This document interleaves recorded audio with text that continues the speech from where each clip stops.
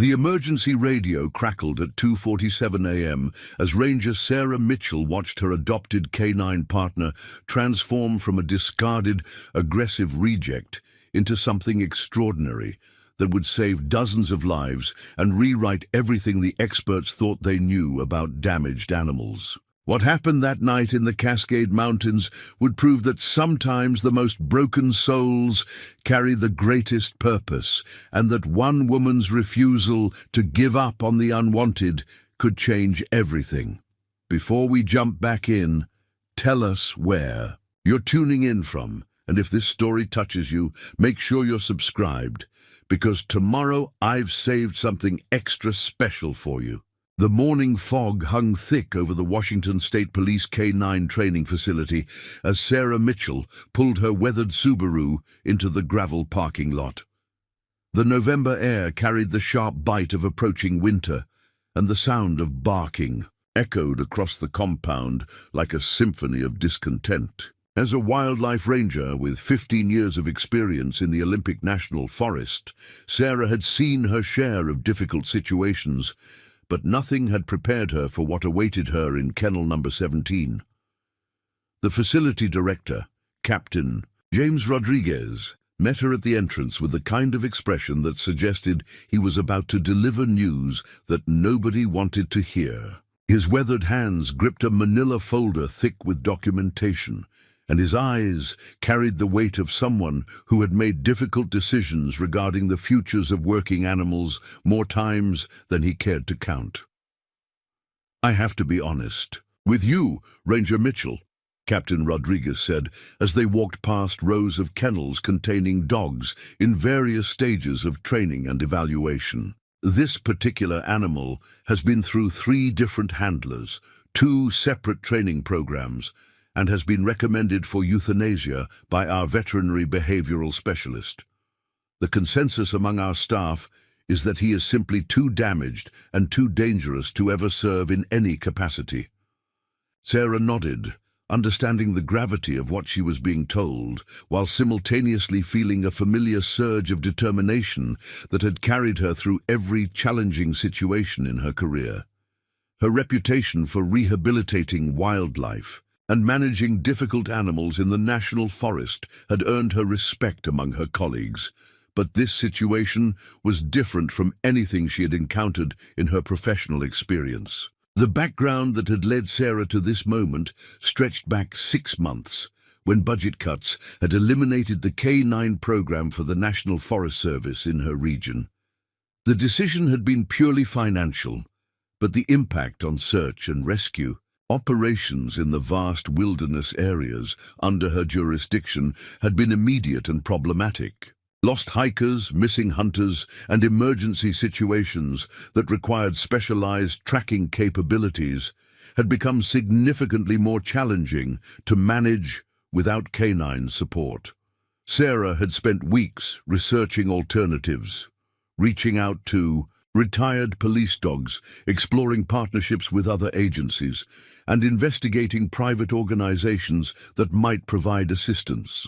Every avenue had led to dead ends, excessive costs, or waiting lists that stretched beyond practical timelines. The facility where she now stood represented her final option, a last chance to find a working dog that could fill the critical gap in her department's capabilities. The kennels they passed contained animals that represented the full spectrum of law enforcement and military working dogs: German Shepherds, Belgian Malinois, Dutch Shepherds, and various mixed breeds that had been bred, trained, and evaluated for specific roles in police work, border security, and military operations. Some were recent graduates awaiting assignment. Others were being retrained for different roles, and a few were animals whose careers had been interrupted by injury or behavioral issues. Captain Rodriguez stopped at Kennel 17 and gestured toward the occupant with obvious reluctance. "This is Atlas," he said, using a tone that suggested the name itself was somehow problematic. 3 years old, Belgian Malinois mixed with German Shepherd. He was originally trained for explosive detection work with the military, before being transferred to our program for narcotics detection. The behavioral issues became apparent during the transition between roles. The dog that stared back at Sarah from behind the chain-link fencing was magnificent in the way that only truly powerful animals can be. His coat was a rich combination of deep brown and black markings that spoke to his mixed heritage, and his eyes possessed an intelligence that was immediately apparent even in his current agitated state. He stood approximately 26 inches at the shoulder, with the compact, muscular build that indicated both strength and agility developed through intensive training and physical conditioning. What struck Sarah most immediately was not the dog's imposing physical presence, but rather the way he carried himself. There was a tension in his posture that spoke to hypervigilance, a constant state of readiness that suggested he was prepared for threats that might materialize at any moment. His ears were perpetually erect, scanning for sounds that others might miss, and his eyes tracked movement with the precision of a trained sentry. The problems began approximately 8 months ago, Captain Rodriguez continued, consulting his documentation while maintaining a safe distance from the kennel. Atlas had been performing exceptionally well in his explosive detection role with the military. His handler spoke very highly of his capabilities and his reliability in high-stress situations. However, during a deployment overseas, there was an incident that appears to have triggered significant behavioral changes. The incident, as described in the official reports, had occurred during a routine patrol in an area where improvised explosive devices were a constant threat. Atlas had been working alongside his handler, Staff Sergeant Michael Chen, when they encountered a situation that required split-second decision-making and precise coordination between human and animal. The details of what exactly transpired remained classified, but the outcome had left both handler and dog with trauma that manifested in different ways. Staff Sergeant Chen had been medically retired from service due to injuries sustained during the incident, while Atlas had been evaluated by military veterinarians and behavioral specialists who concluded that his working capacity had been compromised by the psychological impact of the traumatic experience. The recommendation had been to retire the dog from active service and place him in a civilian home environment where his needs could be addressed without the pressure of continuing military responsibilities. The transition to civilian life had not proceeded smoothly. Atlas had been placed with 2 different families who had experience with working dogs, but in both cases the arrangements had ended within weeks due to behavioral issues that the families were not equipped to manage. The dog exhibited signs of severe anxiety, hypervigilance, and defensive aggression that made him unsuitable for typical household environments. After the civilian placements failed, Atlas was transferred to our program with the hope that continued. Training and structure might help him adapt to a different type of working role, Captain Rodriguez explained. We attempted to retrain him for narcotics detection, thinking that the change in focus might address some of his behavioral issues while still utilizing his natural abilities and training foundation. The retraining process had initially shown promise. Atlas demonstrated that his basic obedience skills remained intact, and his intelligence and drive were still evident despite his psychological challenges. However, as the training progressed, it became apparent that his trauma responses were triggered by specific aspects of the training environment and methodology. The first major incident had occurred during a routine training exercise when Atlas had reacted aggressively to a trainer who approached him from behind while he was focused on a detection task. The reaction had been swift and intense, requiring multiple handlers to safely separate the dog from the situation. No serious injuries had occurred, but the incident had raised serious concerns about Atlas's suitability for continued training. Subsequent incidents had followed a similar pattern. Atlas would perform well under controlled conditions with familiar handlers, but any deviation from established routines or the introduction of new elements would trigger defensive responses that made him dangerous to work with. The behavioral specialists who evaluated him concluded that his military training had created conditioned responses that were incompatible with civilian working environments.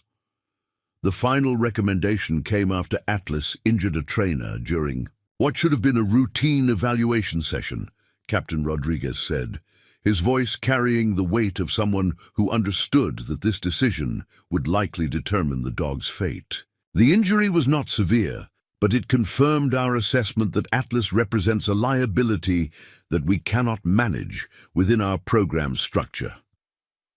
Sarah studied the dog through the chain-link fencing, observing his behavior and body language. With the analytical eye that had served her well in her wildlife management career, she could see the intelligence and training that still resided within the animal, despite the psychological barriers that were preventing him from functioning in traditional working roles.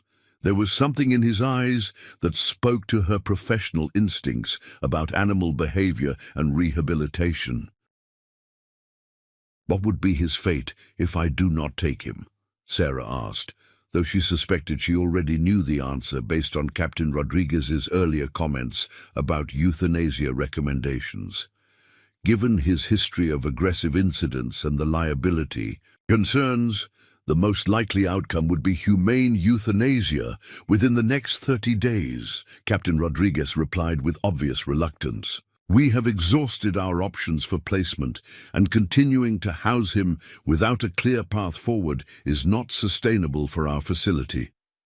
The implications of this timeline created an urgency that Sarah felt in her chest like a physical weight. This magnificent animal, whose only crime had been serving his country faithfully until trauma had damaged his ability to function in conventional roles, was facing a death sentence simply because nobody had been able to find an alternative solution to his behavioral challenges. Sarah had encountered similar situations with wildlife that had been injured or traumatized by human activity. Bears that had been conditioned to associate humans with food sources, wolves that had been injured by illegal traps, and countless other animals whose natural behaviors had been disrupted by circumstances beyond their control. In many cases, patient rehabilitation and appropriate environmental modifications had enabled these animals to recover and thrive in ways that initial assessments had suggested were impossible. "I would like to spend some time with him before making a final decision," Sarah said, recognizing that this moment was crucial not only for Atlas, but also for her own understanding of whether she possessed the skills and resources necessary to address his specific needs. Captain Rodriguez unlocked the kennel door with obvious caution, keeping himself positioned between Sarah and the dog while monitoring Atlas's reaction to the presence of a new person in his space. The dog's body language immediately shifted to a higher state of alertness, his muscles tensing and his eyes focusing intently on Sarah as she slowly entered the enclosed area. Sarah had learned through years of working with wild animals that initial impressions were often misleading, and that patient observation could reveal behavioral patterns and triggers that were not immediately apparent. She positioned herself at a respectful distance from Atlas, avoiding direct eye contact while remaining alert to his responses and reactions to her presence. Preparing and narrating this story took us a lot of time, so if you are enjoying it, subscribe to our channel. It means a lot to us. Now back to the story. The dog's initial response was defensive but controlled. He did not display the aggressive posturing that she had expected based on the reports she had been given, but rather maintained a watchful stance that suggested he was evaluating her as a potential threat while remaining prepared to respond if necessary. His breathing was controlled, his movements were deliberate, and his attention was completely focused on assessing the situation. Sarah began speaking in low, calm tones, not directing her words specifically at Atlas, but rather allowing her voice to become part of the environment in a non-threatening way. She had used this approach successfully with wildlife that had been traumatized by human contact, finding that indirect communication often proved more effective than direct engagement in establishing initial trust. "You have been through quite a lot, have you not?" Sarah said softly, addressing her words to the space around Atlas rather than directly to him. "Sometimes, when we have been asked to do difficult things, and when those things do not go as planned, it becomes hard to trust that new situations will be different from the ones that caused us pain." Atlas's ears rotated slightly toward Sarah's voice, indicating that he was processing her words and tone even while maintaining his defensive posture. His body language remained tense, but there was a subtle shift in his attention that suggested he was beginning to differentiate her from other humans who had entered his space with different intentions or energy. Sarah continued speaking in the same calm, indirect manner, while slowly lowering herself to a seated position on the concrete floor of the kennel.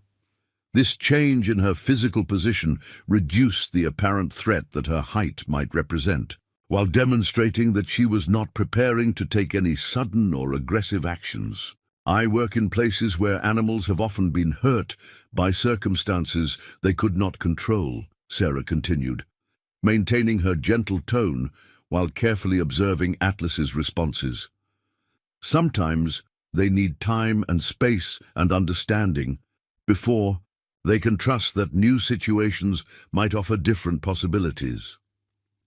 The dog's body language began to show subtle signs of relaxation as Sarah maintained her non-threatening posture and continued her indirect communication. His muscle tension decreased slightly, and his breathing became more regular, though he remained fully alert and ready to respond to any changes in the situation.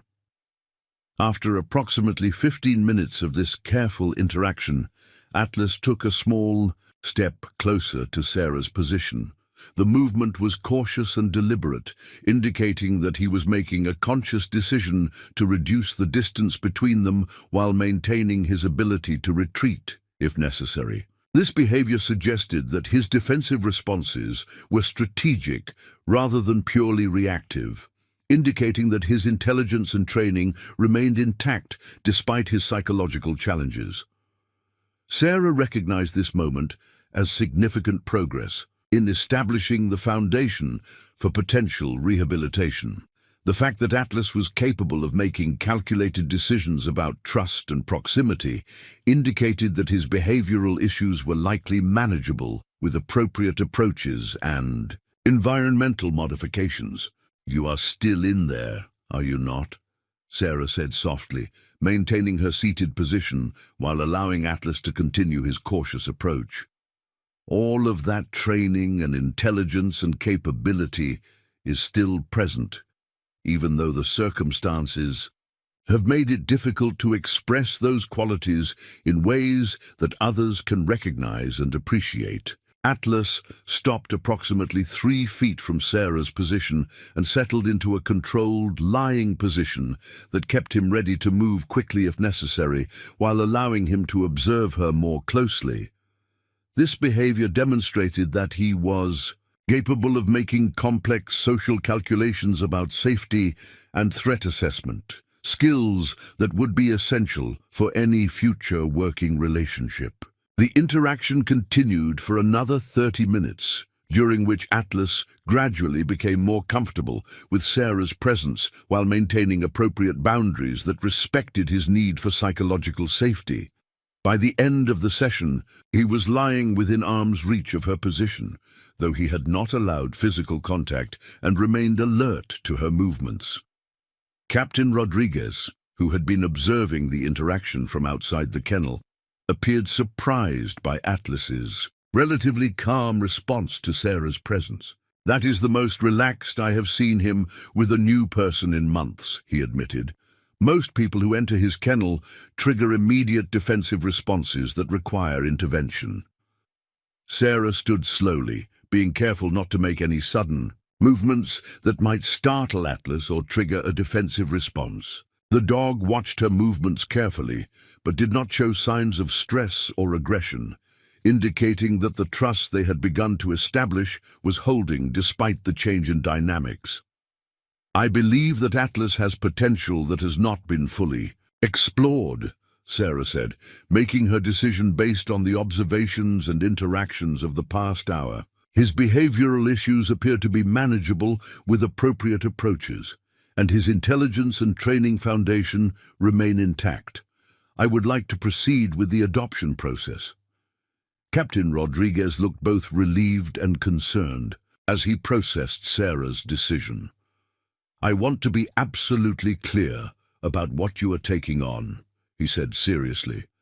"Atlas requires specialized handling, controlled environments, and constant vigilance regarding his triggers and responses. This is not a typical working dog placement, and the liability concerns are significant."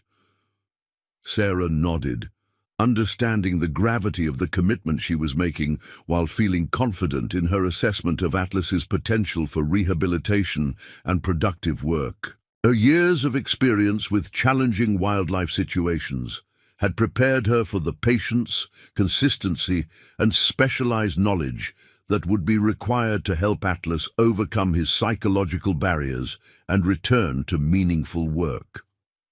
The adoption paperwork reflected the unusual nature of the placement, including extensive liability waivers, behavioral management requirements, and reporting protocols that would monitor Atlas's progress and ensure that appropriate safety measures were maintained. Sarah reviewed each document carefully, understanding that she was accepting responsibility not only for Atlas's welfare, but also for managing the risks associated with his behavioral challenges. As they completed the administrative requirements, Sarah felt a familiar surge of determination mixed with anticipation that had accompanied every significant challenge in her career. The decision to adopt Atlas represented more than simply acquiring a working dog for her department.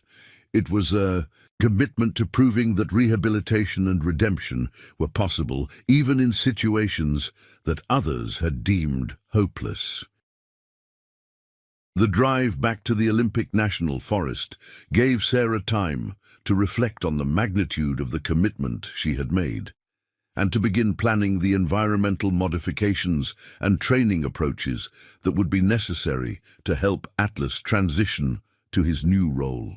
The challenges ahead were significant, but her initial interaction with him had convinced her that the intelligence and capability that had made him valuable to the military remained intact beneath the psychological barriers created by trauma. Atlas rode in the specialized transport crate in the back of her vehicle, quiet but alert, occasionally making eye contact with Sarah through the rearview mirror. Those moments of connection reinforced her conviction that she had made the right decision, and that together they would discover ways to transform his pain into purpose and his damaged trust into a partnership that could serve both their needs. The Forest Service station that would become Atlas's new home was situated in a remote area of the Olympic Peninsula, surrounded by thousands of acres of wilderness that offered both the space and solitude that would be essential for his rehabilitation. The isolation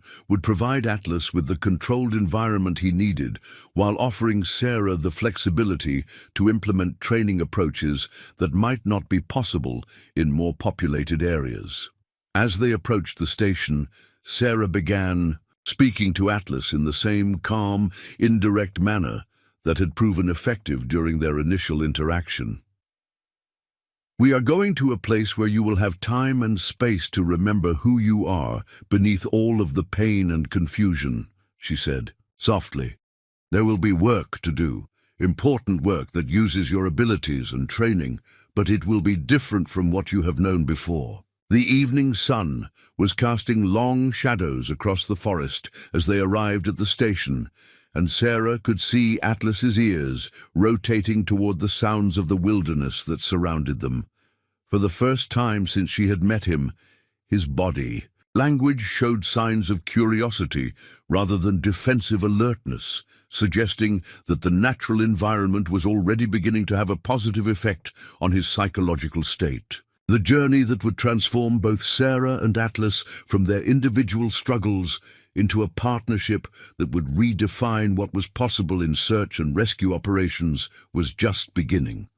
Neither of them could have imagined the challenges they would face together, the breakthroughs they would achieve, or the lives they would ultimately save when Atlas's true purpose was finally revealed in the darkness of a mountain night that would test every skill they had developed and every bond they had forged. The Olympic National Forest Service station stood like a sentinel against the backdrop of towering Douglas firs and cedar trees that stretched endlessly toward the horizon.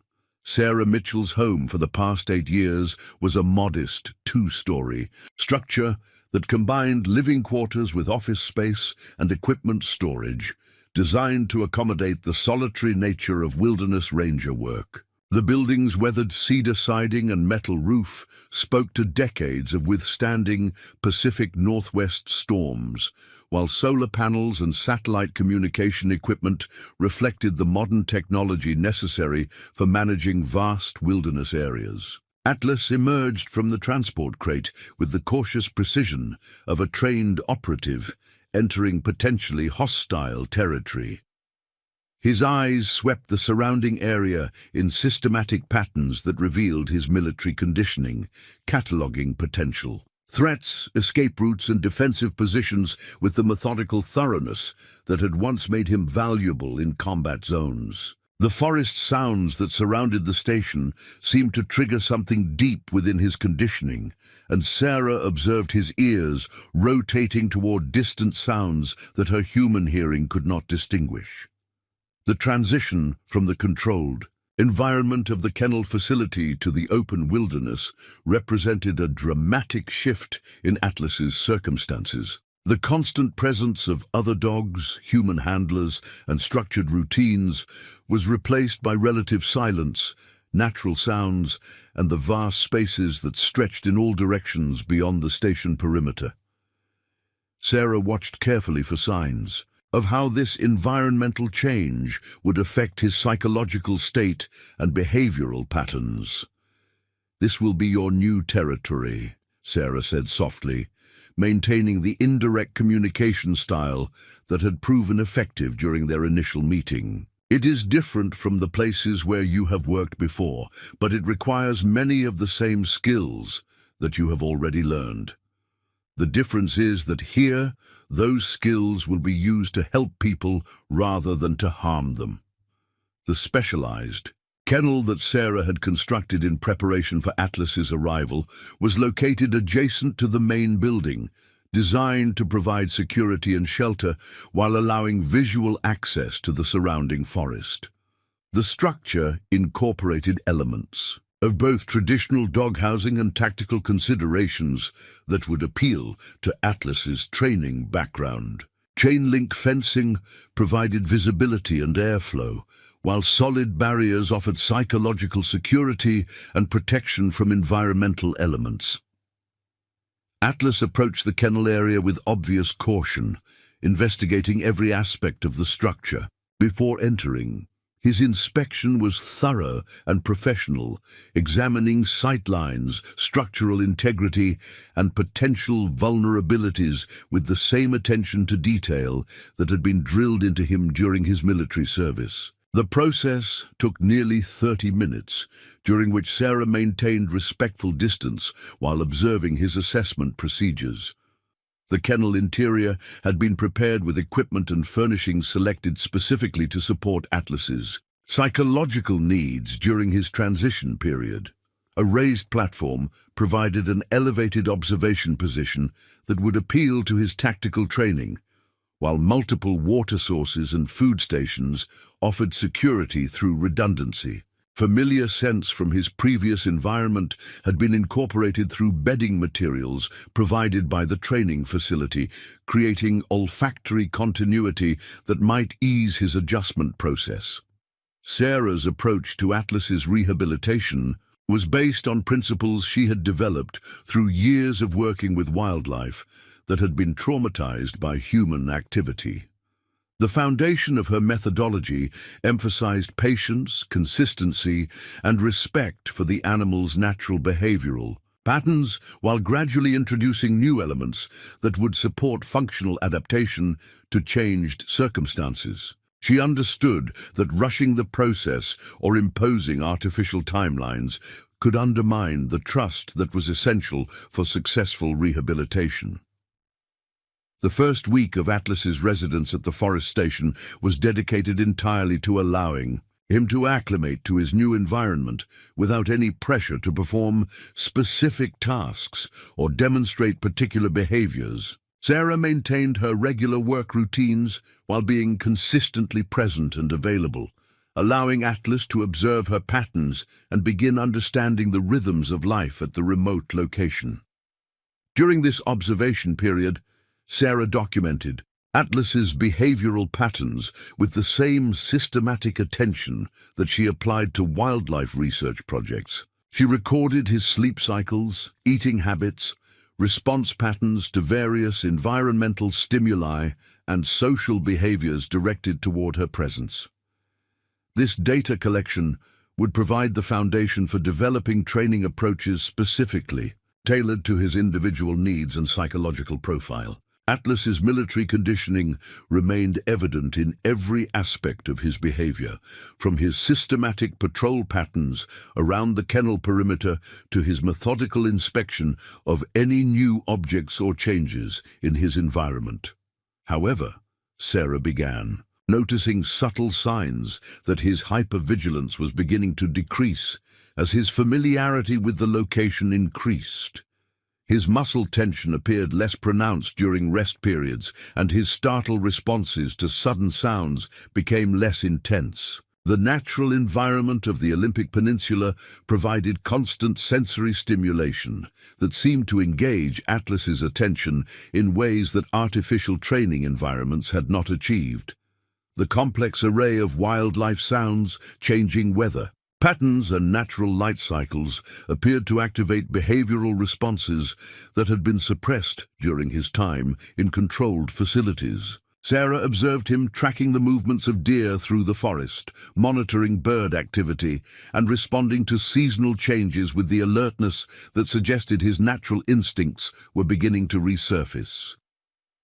Food presentation became an opportunity for building trust and establishing communication patterns that would support future training efforts.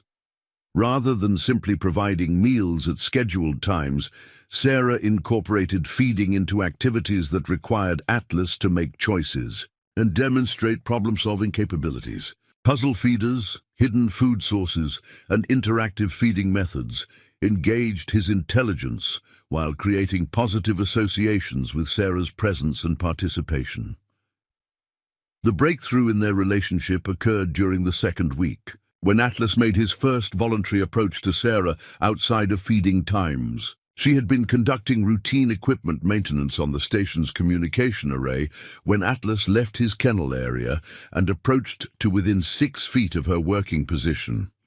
The approach was deliberate and controlled, indicating that he had made a conscious decision to seek closer proximity rather than simply responding to instinctual impulses.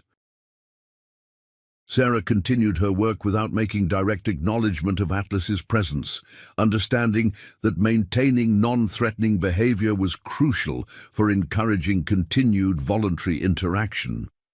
Atlas remained in the vicinity for approximately 20 minutes, observing her activities with obvious interest while maintaining appropriate distance for psychological comfort. When Sarah completed her work and moved to a different location, Atlas returned to his kennel area without signs of stress or agitation. This initial voluntary interaction established a pattern that gradually expanded over the following days. Atlas began spending increasing amounts of time in Sarah's vicinity during her outdoor work activities, maintaining respectful distance while clearly demonstrating interest in her actions and routines. These observations suggested that his social instincts and desire for partnership were beginning to overcome the defensive barriers created by his traumatic experiences. Physical contact remained a significant challenge during these early weeks.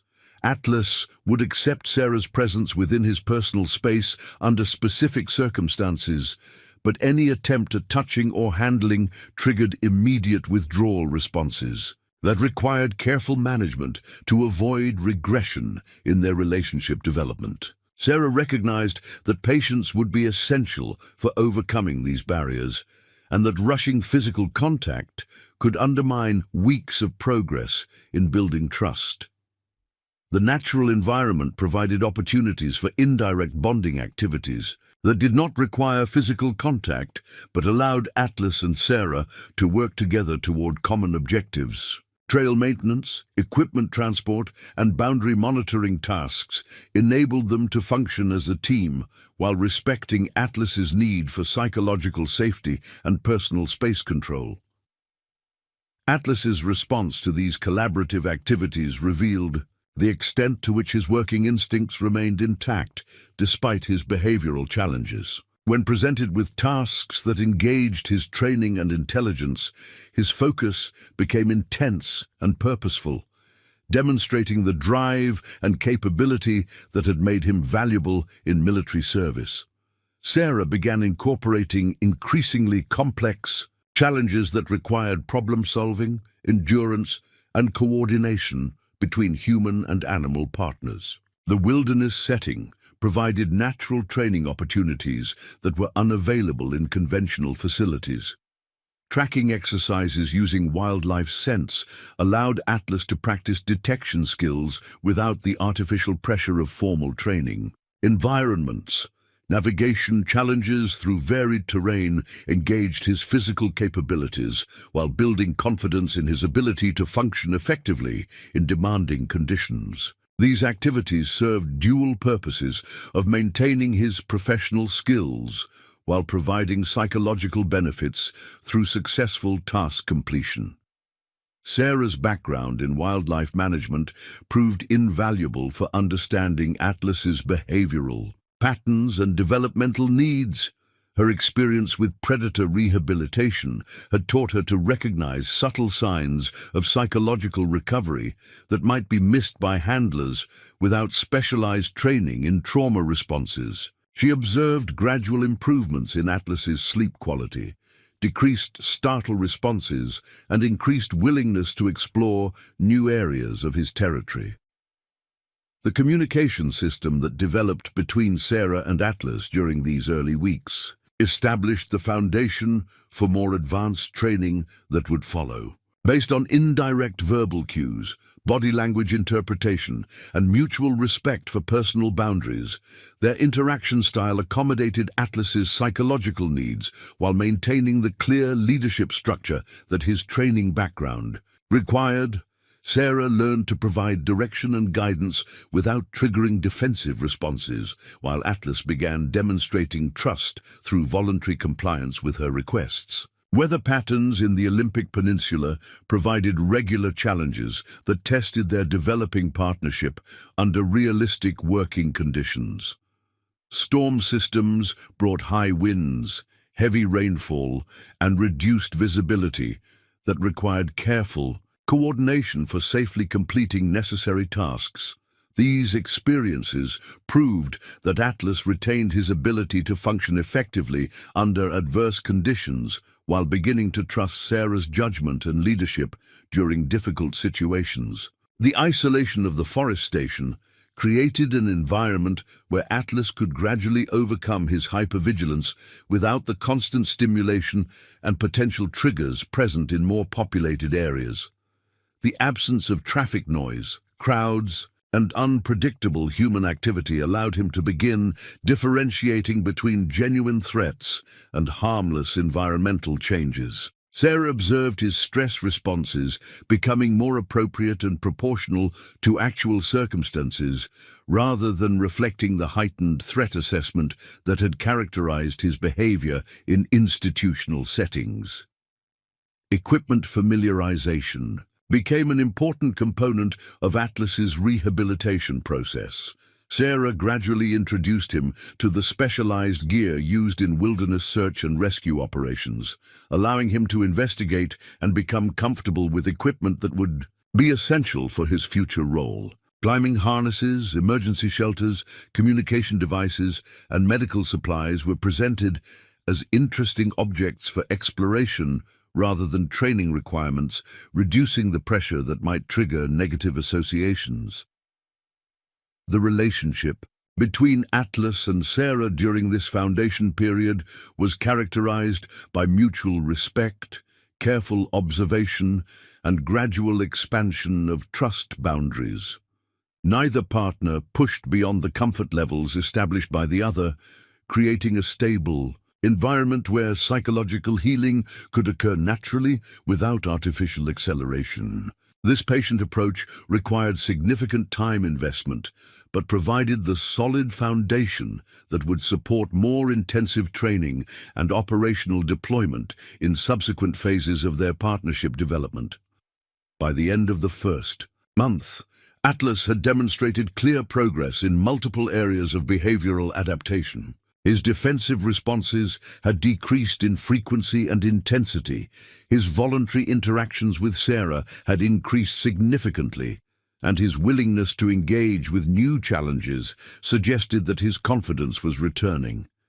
Most importantly, the intelligence and drive that had made him valuable in military service were becoming increasingly evident as his psychological barriers diminished. The transformation was gradual but unmistakable. Atlas was beginning to remember not just his training and capabilities, but his fundamental identity as a working dog whose purpose was defined by service to others. The damaged animal that had arrived at the forest station was slowly revealing the exceptional partner that had always existed beneath the layers of trauma and defensive behavior. Sarah recognized that they were approaching readiness for the next phase of their journey together, when Atlas would begin learning to channel his recovered abilities into the specialized skills required for wilderness search and rescue operations. The morning mist rolled through the towering stands of western hemlock and Sitka spruce. As Sarah Mitchell began implementing the specialized training protocol she had developed specifically for Atlas's unique psychological profile and operational requirements. 6 weeks had passed since his arrival at the Olympic National Forest Station, and the careful foundation of trust they had established was now ready to support more intensive rehabilitation work that would transform his military background into wilderness search and rescue capabilities. The training methodology Sarah employed drew from multiple disciplines, including wildlife behavioral psychology, military working dog protocols, and therapeutic intervention techniques used with traumatized service animals. Her approach recognized that Atlas's military conditioning represented both an asset and a potential liability, requiring careful navigation to preserve valuable capabilities, while modifying responses that were inappropriate for civilian search and rescue operations. Atlas's daily routine had evolved into a structured schedule that provided the predictability he needed while gradually introducing new challenges and skill development opportunities. Each morning began with a comprehensive health assessment that allowed Sarah to monitor his physical condition while establishing the calm, professional interaction pattern that would characterize their working relationship. This routine served dual purposes of ensuring Atlas's well-being while reinforcing the handler-dog partnership dynamic that was essential for effective field operations. The communication system that had developed between Sarah and Atlas during their foundation period was refined and expanded through specific training exercises designed to establish clear command structures and response protocols. Unlike traditional police or military dog training that relied heavily on dominance-based methods, Sarah's approach emphasized cooperative problem-solving and mutual trust, while maintaining the clear leadership hierarchy that Atlas's background required for psychological security. Physical conditioning became a crucial component of Atlas's rehabilitation as his body adapted from the restricted environment of kennel facilities to the demanding terrain and weather conditions of the Olympic Peninsula wilderness.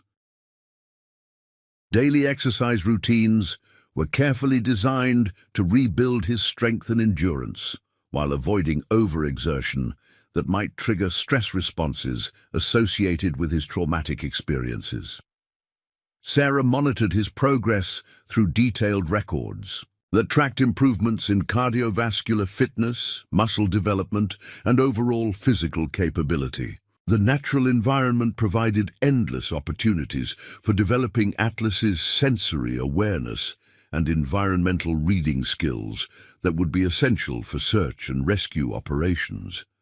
The Pacific Northwest wilderness presented complex scent patterns created by diverse wildlife populations, varying weather conditions, and seasonal changes that challenged his detection capabilities while providing positive reinforcement through successful identification and tracking exercises. Sarah introduced Atlas to the specialized equipment used in wilderness search and rescue operations through gradual familiarization processes that allowed him to become comfortable with gear that might initially appear threatening or unfamiliar. Climbing harnesses, emergency medical equipment, communication devices, and survival supplies were presented as tools for helping others rather than instruments of control or constraint, creating positive associations that would support effective field deployment. The breakthrough in Atlas's psychological recovery occurred during the 7th week of his residence, when he demonstrated spontaneous protective behavior towards Sarah during a routine equipment maintenance task. A large branch had fallen from a storm-damaged tree while Sarah was working beneath it, and Atlas immediately positioned himself between her and the potential hazard while alerting her to the danger through controlled but urgent vocalizations. This incident marked the first time Atlas had voluntarily assumed a protective role since his traumatic military experience.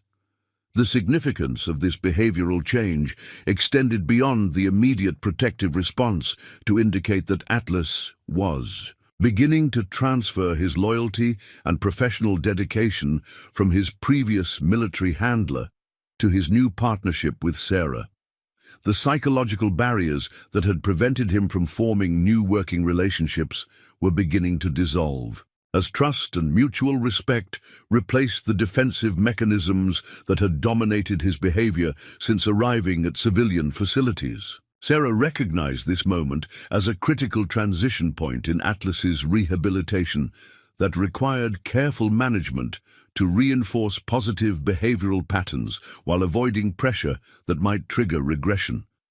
She responded to his protective behavior with calm acknowledgement and appreciation while maintaining the consistent, non-emotional leadership style that provided Atlas with the psychological security he needed to continue developing trust and confidence. Advanced scent detection training began during the 8th week, building upon Atlas's military explosive detection background while adapting his skills for locating missing persons in wilderness environments. The transition from detecting mechanical devices to tracking human scent patterns required significant retraining of his olfactory discrimination abilities while preserving the systematic search methodologies that made him effective in his previous role. The complexity of wilderness search and rescue operations demanded that Atlas develop capabilities that extended far beyond basic tracking skills. He needed to learn to work effectively in varied terrain, including dense forest, rocky slopes, snow-covered areas, and water environments while maintaining focus and communication with his handler under challenging conditions. Each training scenario was designed to replicate realistic emergency situations while providing controlled environments where Atlas could build confidence and competence. Sarah's understanding of wildlife behavior patterns proved invaluable for helping Atlas learn to differentiate between human scent trails and the multitude of animal tracks that crisscross the forest environment. The ability to maintain focus on human targets while filtering out distracting wildlife scents was essential for effective search operations, requiring sophisticated olfactory discrimination skills that were different from but related to his military detection training. Weather training became increasingly important as autumn progressed toward winter in the Olympic Peninsula. Atlas needed to learn to work effectively in rain, snow, wind, and temperature extremes that were common in the region's climate, while maintaining his tracking accuracy and communication with Sarah. These environmental challenges tested both his physical conditioning and his psychological resilience while building the confidence necessary for operational deployment. The partnership dynamics between Sarah and Atlas evolved from basic trust and cooperation toward the synchronized teamwork that was essential for effective search and rescue operations. They developed non-verbal communication systems that allowed them to coordinate movements and share information without verbal commands that might be inappropriate in emergency situations. This communication evolution demonstrated Atlas's growing confidence and Sarah's deepening understanding of his behavioral patterns and capabilities. Navigation training in wilderness environments required Atlas to learn landscape reading skills that complemented his scent detection abilities. He needed to understand terrain features, weather patterns, and environmental factors that affected search patterns while maintaining awareness of safety considerations for both himself and his handler. This comprehensive environmental awareness was different from the tactical situational awareness he had developed in military service, but drew upon similar cognitive processes. Emergency response protocols were integrated into Atlas's training to prepare him for the high-stress situations that characterized actual search and rescue operations. Simulated scenarios included lost hikers, injured climbers, missing children, and other emergency situations that required rapid deployment and sustained effort under challenging conditions. These exercises tested Atlas's ability to maintain focus and effectiveness while managing the psychological pressure associated with life-threatening situations. The transformation in Atlas's demeanor became increasingly apparent as his training progressed through the autumn months. The hypervigilant, defensive animal that had arrived at the forest station was evolving into a confident, capable working dog whose intelligence and dedication were once again finding positive expression through meaningful work. His posture became more relaxed, his interactions with Sarah became more natural, and his enthusiasm for training activities demonstrated that he was rediscovering his sense of purpose and professional identity. Sarah documented Atlas's progress through detailed training records that would be essential for validating his readiness for operational deployment when emergency situations arose. The records included assessments of his physical capabilities, technical skills, psychological stability, and partnership effectiveness with Sarah as his handler. This documentation would provide objective evidence of his transformation from rejected military asset to valuable search and rescue resource. The seasonal changes in the Olympic Peninsula provided natural progression in training complexity, as Atlas learned to adapt his skills to varying environmental conditions. Early autumn training in moderate weather conditions gradually transitioned to more challenging scenarios involving rain, wind, and reduced visibility that tested his abilities under realistic operational conditions. Each successful training session built his confidence while validating the effectiveness of Sarah's rehabilitation approach. Local wildlife management challenges provided additional training opportunities that helped Atlas maintain his tactical awareness while adapting to civilian operational requirements. Encounters with bears, elk, and other large wildlife required him to assess potential threats while maintaining focus on search and rescue objectives. These experiences helped him develop the balanced awareness that was essential for safe and effective wilderness operations. The psychological healing that accompanied Atlas's skill development was perhaps more significant than his technical progress. The trauma responses that had made him unsuitable for traditional working dog roles were gradually being replaced by healthy confidence and professional competence. Sarah observed that his sleep patterns had normalized, his stress responses had become proportional to actual circumstances, and his social interactions demonstrated genuine trust rather than defensive compliance. Equipment proficiency became second nature as Atlas mastered the use of specialized gear required for wilderness search and rescue operations. He learned to work effectively while wearing safety harnesses to signal his findings using electronic communication devices and to provide assistance with emergency medical procedures when required. This equipment integration demonstrated his adaptability and intelligence while preparing him for the complex operational requirements he would face in actual emergencies. The partnership between Sarah and Atlas had evolved into something that exceeded the sum of its individual components. Their combined capabilities created synergistic effects that enhanced the effectiveness of both human and canine contributions to search and rescue operations. Sarah's wilderness expertise and leadership skills complemented Atlas's detection abilities and physical capabilities, creating a team that was prepared to handle the most challenging emergency situations. By the end of the autumn training period, Atlas had demonstrated consistent competence across all skill areas required for wilderness search and rescue deployment. His transformation from aggressive, traumatized military reject to capable, confident working dog represented validation of Sarah's belief that potential for redemption exists within every individual, regardless of their current circumstances or past experiences. The patience, understanding, and professional expertise that had guided his rehabilitation were about to be tested in real-world situations where their partnership would mean the difference between life and death for people in desperate need of rescue.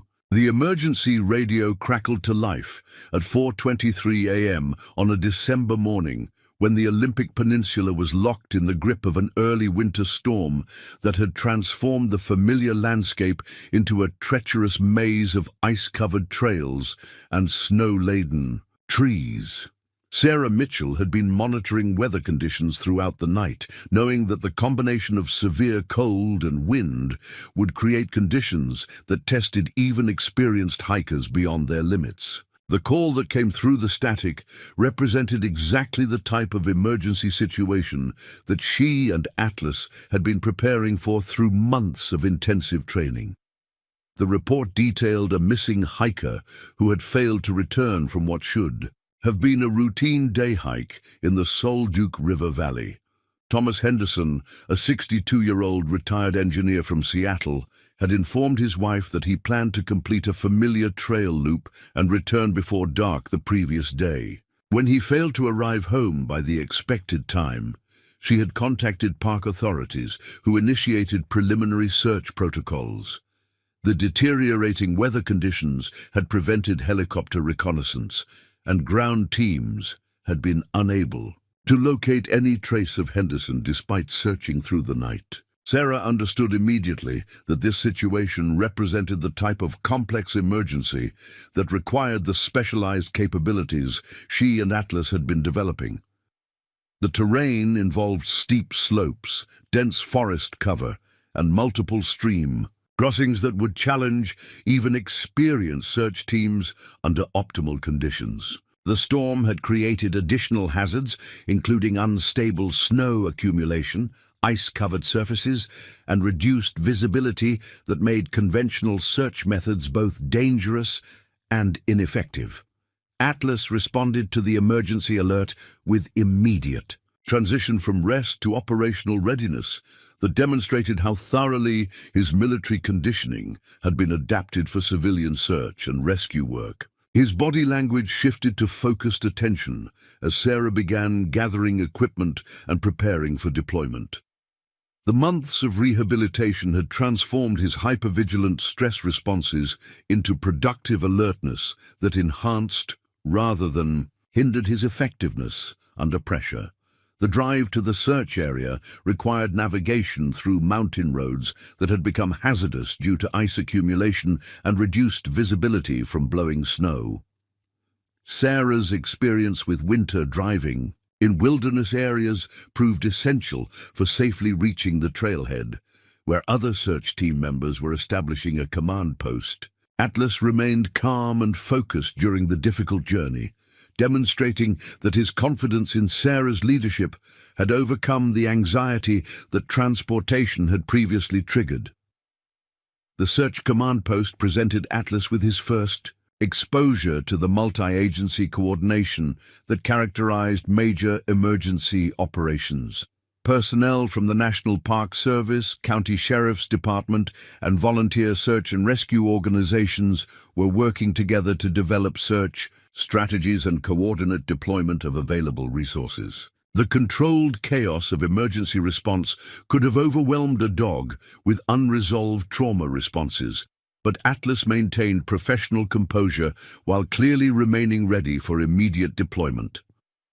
Sarah briefed the incident commander on Atlas's capabilities and training background while being carefully honest about his rehabilitation status and potential limitations. The incident commander, Captain Maria Gonzalez of the County Sheriff's Department, had extensive experience with K-9 units and understood both the value that Atlas could provide and the importance of managing deployment to maximize effectiveness while ensuring safety for all team members. The search area was divided into sectors based on terrain difficulty, probability of containing the missing hiker, and available resources for systematic coverage. Sarah and Atlas were assigned to the most challenging sector that included steep ravines, dense undergrowth, and multiple creek crossings where conventional search methods would be slow and potentially dangerous. This assignment reflected confidence in their combined capabilities while recognizing that Atlas's detection skills provided advantages that human searchers could not duplicate. Equipment preparation for the mission required careful balance between carrying essential safety gear and maintaining mobility for effective search operations. Sarah's pack included emergency medical supplies, communication equipment, shelter materials, and additional food and water for both herself and Atlas. The weight distribution was calculated to allow sustained movement through difficult terrain, while ensuring availability of critical resources if they encountered the missing hiker in need of immediate assistance. Atlas's pre-deployment preparation included final equipment checks and brief review of communication protocols that would coordinate their search efforts with other teams in the field. His training had prepared him for working in coordination with multiple human team members while maintaining primary focus on Sarah's direction and leadership. The months of partnership development had created seamless communication systems that would be essential for effective operations under challenging conditions. The initial phase of their search sector involved establishing baseline environmental conditions and beginning systematic coverage of designated areas. Atlas immediately demonstrated the enhanced sensory capabilities that made him invaluable for wilderness search operations. His ability to detect and differentiate human scent patterns in complex environmental conditions exceeded anything that technology or human searchers could achieve under similar circumstances. The terrain they covered included old-growth forest areas where massive fallen trees created natural obstacles that required careful navigation while maintaining search effectiveness. Atlas adapted his search patterns to work efficiently around these barriers while ensuring comprehensive coverage of areas where a missing person might have sought shelter or become trapped. His military training provided the physical conditioning necessary for sustained operations under demanding conditions. Stream crossings presented particular challenges due to ice formation and elevated water levels from snowmelt and storm runoff. Sarah's wilderness experience proved essential for identifying safe crossing points, while Atlas demonstrated remarkable adaptability in maintaining scent detection capabilities, despite the masking effects of moving water and changing atmospheric conditions. Their coordination during these challenging movements validated months of partnership development and training. The first significant discovery occurred approximately 3 hours into their search, when Atlas indicated detection of human scent in an area of dense underbrush near a seasonal stream. His alert behavior was subtle but unmistakable to Sarah, who had learned to read his communication signals with precision developed through extensive training and field experience. The location was approximately 2 miles from the designated trail route in terrain that would be difficult for an inexperienced hiker to navigate safely. Investigation of the scent indication revealed evidence of human passage, including broken vegetation, disturbed ground cover, and fabric fibers caught on thorny bushes. The physical evidence suggested that someone had moved through the area within the time frame relevant to the missing hiker, but the trail was confused by multiple animal tracks and environmental disturbances from the storm. Atlas maintained focus on the human scent while filtering out distracting wildlife odors that could have compromised less experienced detection dogs. The scent trail led deeper into terrain that became increasingly difficult to navigate as elevation increased and weather conditions continued to deteriorate. Sarah made continuous assessments of risk factors, including potential avalanche conditions, unstable snow accumulation, and the possibility that they might become separated from support resources if conditions worsened beyond acceptable limits. Atlas appeared unaffected by the challenging conditions and maintained steady progress while continuing to track the scent pattern. Communication with the command post required careful management of radio protocols to provide regular updates on their progress while avoiding unnecessary transmission that might interfere with other team communications. Sarah reported their significant findings and current location while requesting updates on weather forecasts and search progress in other sectors. The coordination between field teams was essential for maximizing search effectiveness while maintaining safety margins for all personnel involved. The discovery of a dropped hiking glove in a protected area beneath a large fallen tree provided the first concrete evidence that they were following the correct trail. The glove matched the description provided by the missing hiker's wife and showed signs of recent loss rather than extended exposure to weather conditions. Atlas's reaction to the scent on the glove confirmed that they were tracking the correct individual and that the trail was relatively fresh despite the time elapsed since the hiker's disappearance. Weather conditions continued to deteriorate as afternoon progressed toward evening, creating additional urgency for locating the missing hiker before nightfall would eliminate remaining daylight and dramatically increase both search difficulty and survival risks for someone exposed to the elements.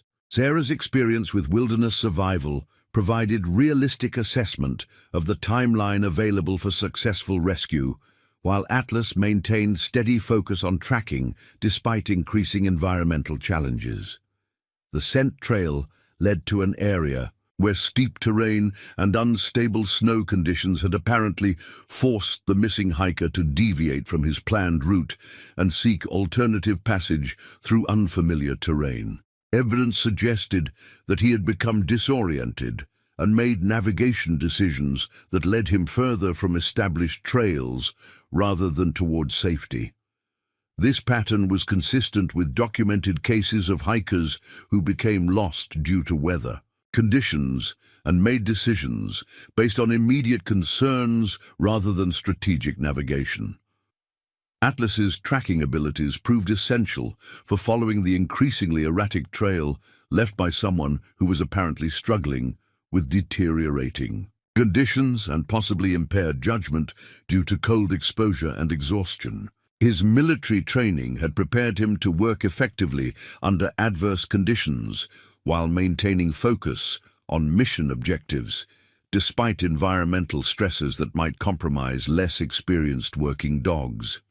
The partnership between Sarah and Atlas had evolved to the point where they functioned as an integrated unit, rather than handler and dog working separately toward common objectives. Their communication was seamless, their movement was coordinated, and their tactical awareness was mutually reinforcing in ways that maximized their combined effectiveness. This synchronization was essential for maintaining safety and operational capability under the challenging conditions they encountered. As daylight began to fade, the urgency of their mission intensified, while Atlas continued to track the scent trail through terrain that was becoming increasingly dangerous due to limited visibility and unstable footing conditions. Sarah made the critical decision to continue the search despite approaching darkness, recognizing that the missing hiker's survival depended on location and rescue within a narrow time window that was rapidly closing. Atlas demonstrated unwavering focus and determination that validated his complete recovery from the trauma that had nearly ended his working career. The moment that would define both their partnership and Atlas's redemption was approaching, as they moved deeper into wilderness terrain where the missing hiker's fate would be determined by their ability to overcome every challenge they had trained for and demonstrate that exceptional capability could emerge from the most unlikely circumstances when guided by dedication, expertise, and unwavering commitment to helping others in desperate need. The temperature had dropped to 18 degrees Fahrenheit when Atlas suddenly froze in position at the edge of a steep ravine, his body language communicating urgent detection that caused Sarah Mitchell to immediately halt their forward progress and assess the tactical situation. The scent trail they had been following for nearly 5 hours through increasingly treacherous terrain had led them to this precipitous location where the missing hiker's path appeared to end abruptly at what seemed to be an impassable natural barrier. Atlas maintained his alert posture while systematically sampling air currents that carried complex scent information from the ravine below. His military training was evident in the methodical way he processed sensory data while remaining completely motionless to avoid compromising his detection capabilities. Sarah recognized the significance of his behavior and began her own assessment of the terrain features that might explain why the scent trail had concentrated at this particular location. The ravine extended approximately 60 feet in depth and was bordered by steep, rocky walls that would present significant challenges for anyone attempting to descend or climb without proper equipment and technical expertise. Fresh snow accumulation on the rocky surfaces had created hazardous conditions that would be treacherous even for experienced climbers under optimal circumstances. The possibility that the missing hiker had attempted to navigate this terrain in deteriorating weather conditions represented a scenario with potentially catastrophic consequences. Sarah activated her emergency communication equipment to establish contact with the search command post, while Atlas continued his scent detection work with unwavering focus. The radio transmission provided critical updates on their current location and the discovery of what appeared to be the terminus of the missing hiker's trail, a terrain that would have presented impossible challenges for someone without specialized equipment and training. The response from Captain Gonzalez at the command post indicated that technical rescue resources were available but would require significant time for deployment to their remote location. The coordination of rope rescue equipment, additional Personnel and emergency medical capabilities would involve complex logistics under challenging weather conditions that were continuing to deteriorate as evening approached. The timeline for assembling technical rescue capabilities exceeded the survival window for someone who might be injured and exposed to the elements. Atlas began demonstrating behavior patterns that Sarah had learned to interpret as indication of living human presence rather than historical scent trail evidence. His alert posture intensified, and his attention became fixed on specific areas within the ravine that suggested current rather than past human location. This behavioral distinction was crucial for determining whether they were investigating an accident scene or conducting an active rescue operation with immediate life-saving potential. The decision to proceed with preliminary reconnaissance, despite the obvious dangers, required careful evaluation of risk factors against the potential for successful rescue of someone whose survival depended on immediate assistance. Sarah's wilderness experience provided realistic assessment of the challenges involved, while Atlas's behavior suggested that delay might eliminate any possibility of successful outcome for the missing hiker. Technical assessment of descent possibilities revealed a potential route that utilized natural rock formations and sturdy vegetation for anchor points that could support controlled descent with appropriate safety measures. Sarah's climbing experience and emergency rescue training had prepared her for operations under challenging conditions, though the current circumstances exceeded normal risk parameters that would typically govern such decisions. Equipment preparation for the descent required optimal utilization of available resources, while maintaining essential safety margins for both human and canine team members. Sarah's climbing harness and rope system would support her own descent, while Atlas would require specialized handling that accommodated his weight and physical configuration during controlled lowering operations. The improvised rescue approach demanded innovative problem-solving that drew upon all available training and experience. Atlas demonstrated remarkable adaptability as Sarah began rigging the descent system using techniques developed through years of technical rescue training.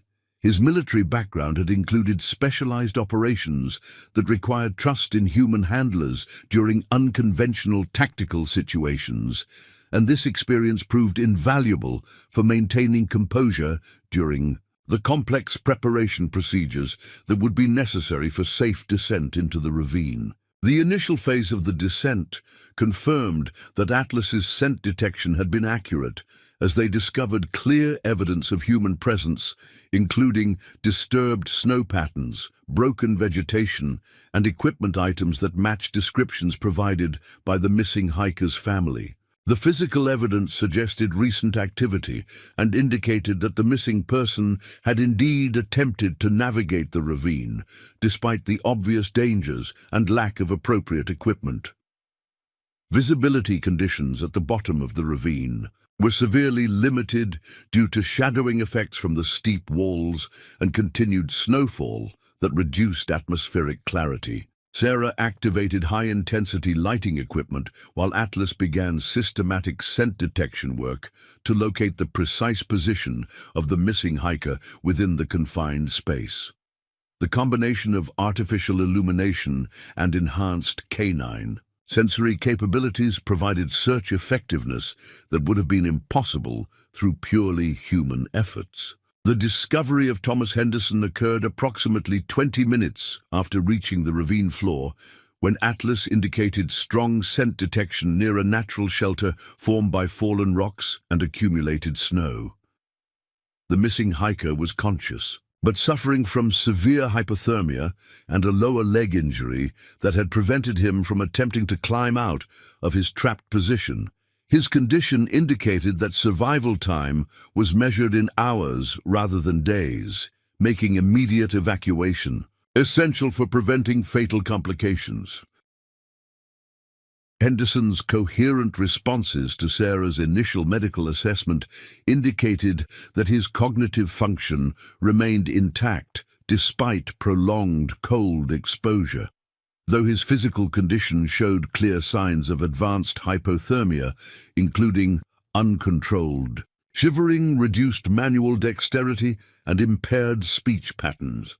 The leg injury appeared to involve fracture or severe sprain that would require careful immobilization before attempting evacuation procedures. Emergency medical treatment at the scene focused on preventing further heat loss while stabilizing the injury sufficiently for evacuation procedures. Sarah's wilderness first aid training provided protocols for managing hypothermia and traumatic injuries under field conditions, though the constrained space and challenging environmental conditions created complications that required improvised solutions and careful resource management. Atlas positioned himself strategically to provide wind protection for the injured hiker, while remaining available for any assistance that Sarah might require during medical treatment procedures. His calm presence and obvious competence appeared to have positive psychological effects on Henderson, who expressed amazement that search and rescue capabilities had reached his location under the prevailing conditions. Communication with the command post required detailed description of the medical situation and evacuation requirements, while coordinating deployment of additional resources that would be necessary for safe extraction from the ravine. The technical complexity of hauling an injured person up 60 feet of steep terrain in severe weather conditions demanded specialized equipment and experienced personnel that would require substantial time for mobilization and deployment. The critical decision involved determining whether Henderson's medical condition could withstand the time required for full technical rescue team deployment, or whether immediate evacuation using available resources represented the only viable option for preventing fatal deterioration. Sarah's assessment indicated that hypothermia progression and potential complications from the leg injury created urgency that exceeded the timeline for conventional rescue resource deployment. The improvised evacuation plan utilized Sarah's climbing equipment in combination with makeshift devices constructed from available materials to create a haul system capable of raising Henderson to the ravine rim, where ground-based medical transport could be accessed. Atlas would be evacuated separately, using techniques adapted from his military operational background that had prepared him for unconventional transportation requirements. Implementation of the evacuation plan required precise coordination between Sarah's technical skills, Atlas's trained responsiveness to complex instructions, and Henderson's limited ability to assist despite his compromised condition. The success of the operation depended on flawless execution of procedures that had been improvised under emergency conditions using equipment and techniques that exceeded normal operational parameters.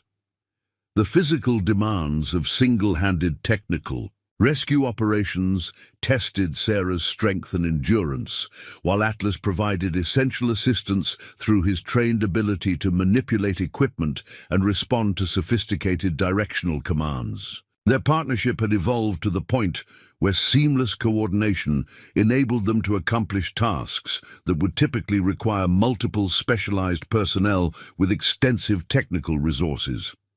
Henderson's ascent to the ravine rim required nearly 2 hours of careful rope work that managed his medical condition while maintaining safety margins for all participants in the evacuation process. Atlas accompanied the operation through his own controlled ascent that demonstrated remarkable trust in Sarah's technical capabilities and confidence in procedures that were far removed from conventional canine operational experience.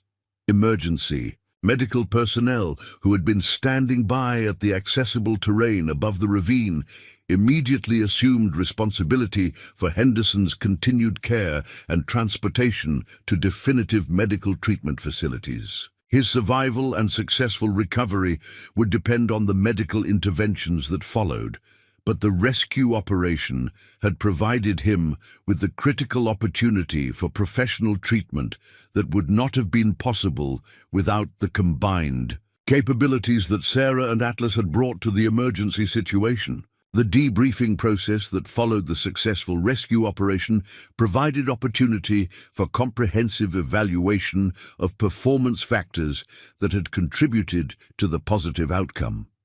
Atlas's scent detection capabilities had been essential for locating Henderson in terrain and conditions where conventional search methods would have been ineffective. Sarah's technical rescue skills had enabled evacuation under circumstances that exceeded normal operational parameters. The transformation of Atlas from aggressive, traumatized military reject to essential member of a successful rescue operation represented validation of Sarah's belief that rehabilitation and redemption were possible when approached with appropriate expertise, patience, and commitment to recognizing potential that others had dismissed as irretrievable. The partnership they had developed through months of careful work had proven capable of achieving results that neither could have accomplished independently. The impact of their success extended beyond the immediate rescue to establish Atlas's credibility as a valuable resource for future emergency operations. His performance under extreme conditions had demonstrated that his military background, once considered a liability, had been successfully transformed into civilian operational capability that exceeded the effectiveness of conventional search and rescue resources under challenging circumstances. Recognition from the search and rescue community validated the innovative approaches that Sarah had developed for rehabilitation and deployment of traumatized working animals. The techniques she had created through combining wildlife management, expertise with therapeutic intervention methods had produced results that challenged conventional assumptions about the limitations imposed by psychological trauma on working animal capabilities. The successful rescue operation marked the beginning of a new phase in the partnership between Sarah and Atlas as they prepared to take on increasingly complex challenges that would test their combined capabilities while providing essential services to people facing life-threatening emergencies in wilderness environments. Their proof-of-concept success had established the foundation for expanded operational deployment that would ultimately save dozens of lives, while demonstrating that exceptional potential can emerge from the most unlikely circumstances when guided by expertise, determination, and unwavering commitment to service. The emergency response report that documented the successful rescue of Thomas Henderson reached the desk of Regional Forest Service Director Amanda Collins 3 days after the operation concluded, accompanied by supporting documentation from multiple agencies that had participated in the coordinated search effort. The comprehensive analysis provided detailed assessment of the factors that had contributed to the positive outcome, with particular emphasis on the exceptional performance demonstrated by Ranger Sarah Mitchell and her newly operational K9 partner, Atlas, during the most challenging phase of the rescue mission. Director Collins had served in federal land management for 22 years and possessed extensive experience with search and rescue operations throughout the Pacific Northwest region. Her professional background provided the expertise necessary to recognize the significance of what Sarah and Atlas had accomplished under conditions that had challenged conventional rescue methodologies and exceeded normal operational parameters for wilderness emergency response. The technical aspects of the rescue operation were remarkable for their innovation and effectiveness under extreme circumstances. The improvised evacuation procedures that Sarah had implemented demonstrated advanced problem-solving capabilities and technical expertise that exceeded expectations for single-operator rescue scenarios. The coordination between human and canine team members had achieved results that typically required multiple specialized personnel with extensive technical equipment and support resources. Atlas's performance throughout the operation had been exemplary in every measurable category. His scent detection capabilities had located the missing hiker in terrain and conditions where conventional search methods had proven ineffective. His behavioral adaptation to technical rescue procedures had enabled complex operations that would have been impossible without his trained responsiveness and operational flexibility. Most significantly, his psychological stability under extreme stress had validated the rehabilitation program that had transformed him from rejected military asset to essential emergency response resource. The medical outcome for Thomas Henderson provided additional validation of the rescue operation's success.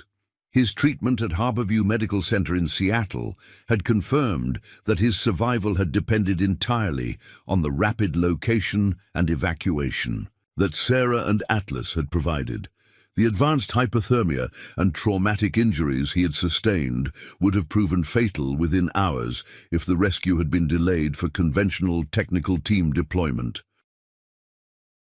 Henderson's recovery process included detailed interviews with medical professionals and emergency response personnel who were studying the incident for training and procedural development purposes. His descriptions of the rescue operation emphasized the professionalism and capability that Sarah and Atlas had demonstrated throughout the emergency response. These testimonials provided independent verification of their operational effectiveness and contributed to growing recognition within the emergency response community. The broader implications of the successful rescue extended beyond the immediate life-saving outcome to encompass significant developments in wilderness, search, and rescue methodology.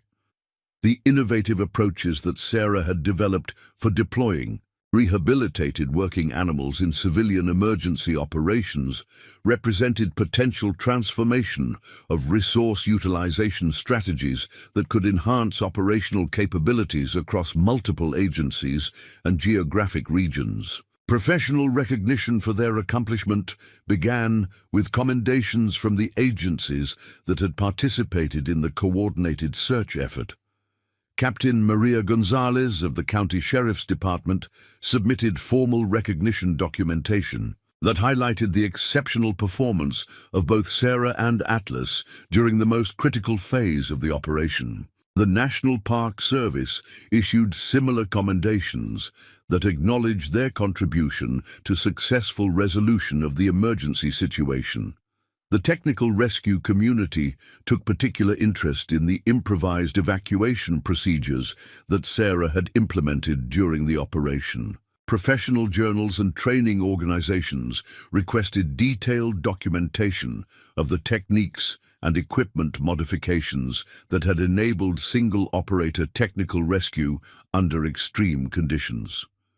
These requests for information indicated that the innovative approaches developed during the emergency might have broader applications for enhancing rescue capabilities in similar situations. Atlas's transformation from rejected military working dog to successful civilian search and rescue asset attracted attention from animal behaviorists and rehabilitation specialists who were studying approaches to trauma recovery in working animals. The systematic methodology that Sarah had developed for addressing psychological barriers while preserving operational capabilities represented significant advancement in understanding how to rehabilitate traumatized service animals for continued productive work. Media coverage of the rescue operation began with local news outlets that recognized the human interest value of the story involving a discarded military dog finding redemption through life-saving service. The narrative elements of rejection, Rehabilitation and ultimate success resonated with audiences who appreciated stories of overcoming adversity through determination and professional excellence. This initial media attention would eventually expand to national coverage that brought broader recognition to their accomplishments. The professional development opportunities that emerged from their success included invitations to present their work at emergency response conferences and training symposiums. Sarah received requests to describe her rehabilitation methodology and operational deployment strategies to audiences of search and rescue professionals who were interested in replicating successful approaches for utilizing working animals in wilderness emergency operations. Funding considerations for expanding their operational capabilities became a priority, as recognition of their effectiveness generated interest from administrative levels within federal land management agencies. The cost-effectiveness of their two-person team compared to conventional multi-person search operations had obvious budget implications that supported arguments for expanded deployment and resource allocation. Training requests from other agencies created opportunities for Sarah to share her expertise while generating additional validation of the approaches she had developed. Federal, state, and local emergency response organizations expressed interest in learning the techniques that had transformed Atlas from liability to essential asset. These training opportunities provided platforms for demonstrating that similar results might be achievable with other traumatized working animals. Research collaboration proposals emerged from academic institutions that were studying animal behavior, trauma recovery, and human-animal partnership dynamics. Universities and research organizations recognized that the systematic approach Sarah had developed represented valuable contributions to scientific understanding of working animal rehabilitation and deployment methodologies. The expansion of operational territory became necessary as requests for their services began arriving from locations throughout the Pacific Northwest region. The success of their initial deployment had established credibility that generated demand for their specialized capabilities in situations where conventional resources were inadequate or unavailable. This expansion represented both opportunity and challenge as they adapted their partnership to varied terrain and operational requirements. Equipment upgrades and specialized gear acquisition became priorities as their operational scope expanded beyond the Olympic Peninsula to include diverse terrain and weather conditions throughout the region. The success of their improvised techniques during the Henderson rescue had demonstrated the value of specialized equipment designed specifically for their unique operational approach. Partnership development with other agencies created opportunities for collaborative operations that leveraged their specialized capabilities within broader emergency response frameworks. The integration of their two-person team into multi-agency operations required careful coordination, but provided enhanced overall effectiveness for complex rescue scenarios. Atlas's continued development as an operational asset benefited from the confidence and experience gained through successful deployment. His behavioral stability under stress had been thoroughly validated, and his technical skills continued to improve through regular training and operational experience. The psychological healing that had begun during rehabilitation was reinforced through meaningful work that utilized his capabilities for positive outcomes. Professional networking within the search and rescue community provided Sarah with access to advanced training opportunities and specialized knowledge that enhanced her own capabilities while supporting continued development of their partnership. The relationships established through their success opened doors to resources and expertise that would support expanded operational effectiveness. Documentation of their methods and results became essential for supporting broader adoption of their approaches by other organizations and agencies. The systematic recording of training procedures, operational techniques, and outcome assessments provided evidence base for validating the effectiveness of their rehabilitation and deployment. Methodology. Recognition ceremonies and formal awards acknowledged their contribution to emergency response capabilities while providing public validation of their professional excellence. These events celebrated their individual accomplishments while highlighting the broader significance of their work for advancing search and rescue effectiveness and working animal rehabilitation. The foundation established by their initial success created momentum for continued growth and development that would extend their impact beyond individual rescue operations to encompass systematic improvements in emergency response capabilities. The partnership between SARA and Atlas had proven its value through measurable results that saved lives while demonstrating that exceptional potential can be realized through expertise, determination, and unwavering commitment to service excellence. The transformation from rejected military asset to recognized emergency response resource represented validation of SARA's belief that potential for redemption exists within every individual, regardless of current circumstances or past experiences. The patient, systematic approach she had developed for rehabilitation and deployment had produced results that exceeded expectations while establishing new standards for working animal utilization in civilian emergency operations. The stage was set for expanded operations that would test their capabilities under increasingly diverse and challenging conditions while providing essential services to people facing life-threatening emergencies throughout the Pacific Northwest. Wilderness.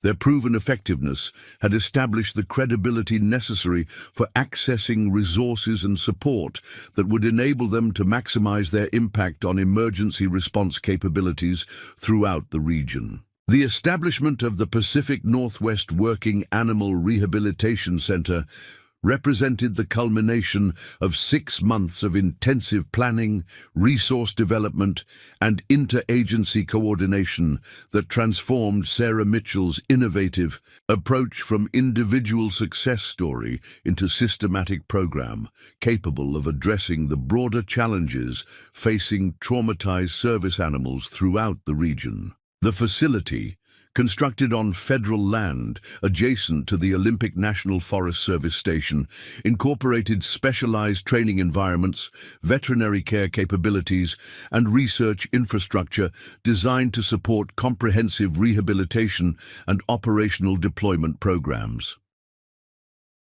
Regional Forest Service Director Amanda Collins had championed the initiative through complex bureaucratic processes that required approval from multiple federal agencies, state organizations, and local governmental entities. The administrative coordination necessary for establishing the center demonstrated the level of institutional commitment that SARA and Atlas's success had generated within professional emergency response communities. The funding allocation represented significant investment in innovative approaches to resource utilization that challenged conventional assumptions about working animal deployment and rehabilitation. The design specifications for the rehabilitation center incorporated lessons learned through Atlas's successful transition from rejected military asset to operational search and rescue resource. The facilities included controlled environment training areas that could simulate various terrain and weather conditions, specialized equipment for technical rescue training, and medical facilities staffed by veterinarians experienced in working animal behavioral psychology and trauma recovery. Each component was designed to support systematic approaches to rehabilitation that could be replicated and scaled for broader application. SARA's appointment as Director of Working Animal Operations represented formal recognition of her expertise and the validation of methodologies she had developed through practical experience and innovative problem-solving. Her new position provided authority and resources necessary for expanding rehabilitation programs, while maintaining operational deployment capabilities that had proven essential for wilderness emergency response throughout the Pacific Northwest region. Atlas's role evolved from individual operational asset to program demonstration model and training partner for newly admitted animals requiring rehabilitation services. His behavioral stability and operational competence provided examples of successful outcomes that were essential for motivating continued effort during challenging phases of rehabilitation programs. His presence within the facility created positive environmental influences that supported recovery processes for other traumatized working animals. The first group of animals admitted to the rehabilitation program included 3 military working dogs and 2 retired police K9 units that had been recommended for euthanasia due to behavioral issues resulting from traumatic operational experiences. Each animal presented unique challenges that required individualized treatment approaches while benefiting from the systematic methodologies that Sarah had developed through her work with Atlas. The diversity of cases provided opportunities for refining and expanding rehabilitation techniques. Staff recruitment for the center focused on identifying professionals with complementary expertise in veterinary medicine, animal behavioral psychology, emergency response operations, and therapeutic intervention techniques.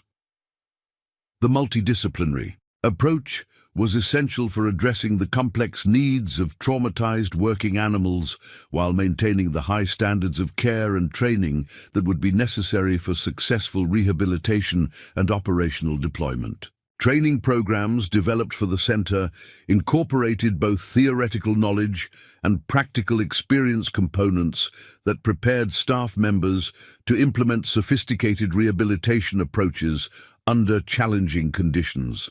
The curriculum included modules on trauma recognition, behavioral modification techniques, physical conditioning protocols, and operational deployment strategies that reflected comprehensive understanding of working animal needs and capabilities. Research initiatives conducted at the center were designed to generate scientific evidence supporting the effectiveness of rehabilitation approaches while contributing to broader understanding of animal psychology and trauma recovery processes. Collaboration with academic institutions provided access to research expertise and funding sources that supported systematic documentation of methods and outcomes. Atlas participated in research activities as both subject and demonstration partner, contributing valuable data about long-term recovery outcomes while helping to train new staff members in observational techniques and behavioral assessment protocols. His calm cooperation with research procedures reflected the psychological stability he had achieved through rehabilitation while demonstrating the potential for other traumatized animals to achieve similar recovery outcomes.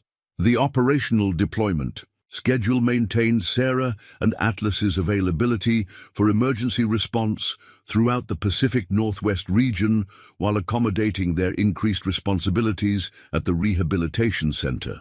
Their continued field operations provided ongoing validation of their capabilities, while generating additional case studies that supported program development and expansion efforts. Emergency responses during the first year of expanded operations included missing persons searches in diverse terrain throughout Washington, Oregon, and Northern California. Each deployment provided opportunities for testing operational procedures under varying conditions while demonstrating the effectiveness of their specialized capabilities to emergency response agencies throughout the region. The successful outcomes of these operations continued to build credibility and demand for their services. Training partnerships with other agencies created opportunities for sharing expertise and developing collaborative approaches to working animal utilization in emergency response operations. Federal, state, and local organizations participated in training programs that demonstrated rehabilitation methodologies and operational deployment techniques that could be adapted for their specific operational requirements and resource constraints. Media documentation of the Rehabilitation Center's work expanded public awareness of working animal trauma issues while highlighting successful approaches for addressing these challenges. Television programs, magazine articles, and online content reached audiences who had not previously understood the scope of working animal psychological trauma or the potential for rehabilitation and continued service.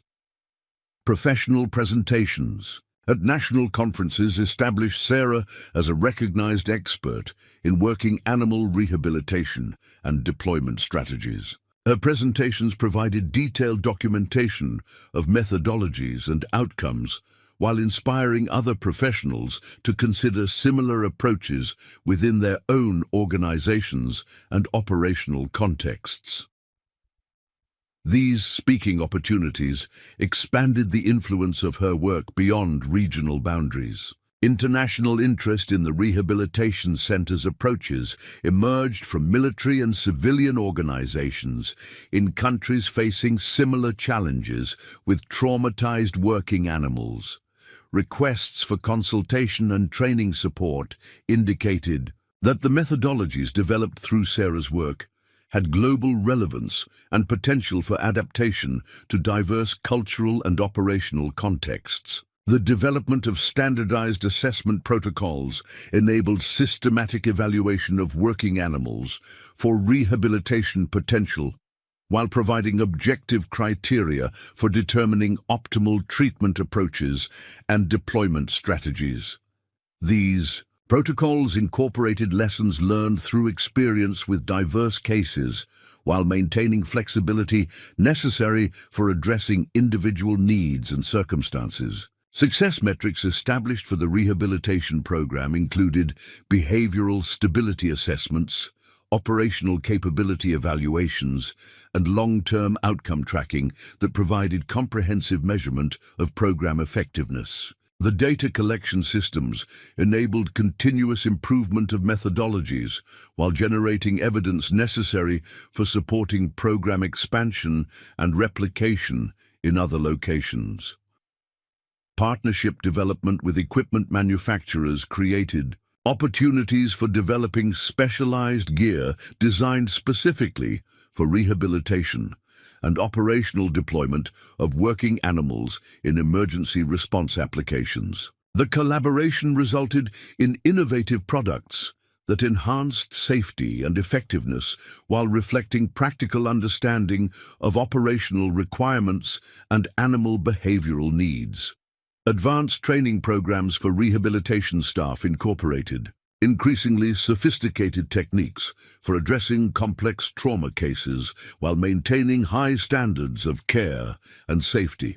The training curriculum evolved based on experience gained through operational deployments and research findings that enhanced understanding of effective rehabilitation approaches. Atlas's mentor role within the rehabilitation program demonstrated his complete psychological recovery while providing valuable support for newly admitted animals who benefited from interaction with a successfully rehabilitated peer.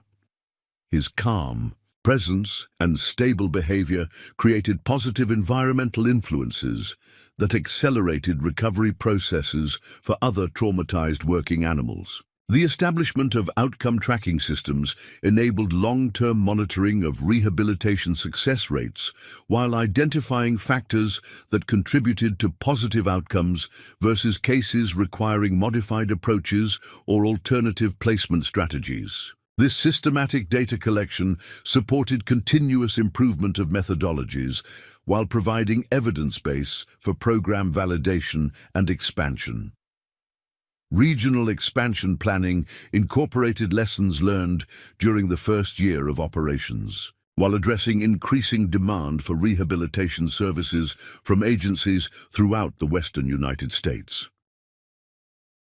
The planning process required careful consideration of resource requirements, staff development needs, and operational coordination challenges that would accompany geographic expansion. Quality assurance protocols ensured that rehabilitation services maintained consistent high standards while accommodating the individual needs of each animal admitted to the program. The protocols incorporated regular assessment procedures, staff training requirements, and operational review processes that supported program integrity and effectiveness. The transformation of Sarah and Atlas's individual success into systematic program capability represented validation of the principle that innovative approaches developed through practical experience and dedicated effort could generate broader, positive impact when supported by appropriate resources and institutional commitment.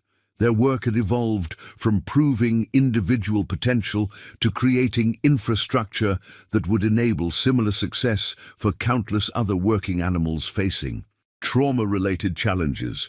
The foundation established during this expansion phase created the platform for continued growth and development that would eventually extend their influence to national and international levels while providing essential services to working animals and emergency response organizations throughout multiple regions and operational contexts. The invitation to testify before the Congressional Subcommittee on National Resources arrived at Sarah Mitchell's office on a crisp February morning, 18 months after the establishment of the Pacific Northwest Working Animal Rehabilitation Center had begun generating national attention within federal emergency management and military circles. The formal request from Representative Catherine Morrison of Oregon represented recognition that the innovative rehabilitation methodologies developed through Sarah's work with Atlas had implications extending far beyond regional search and rescue